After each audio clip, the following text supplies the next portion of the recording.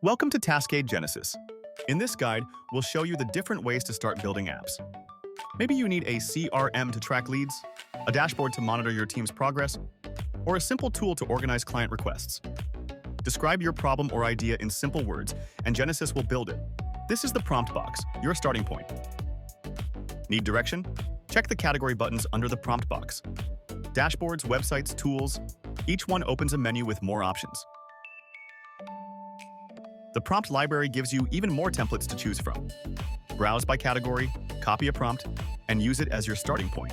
Finally, there's the Connect section. If your app needs to connect to Gmail, Google Sheets, Stripe, or another tool, start there and Genesis builds around it. You can also start from something that already exists. Browse the community gallery to see what others have built, clone it to your workspace, and customize for your unique use case.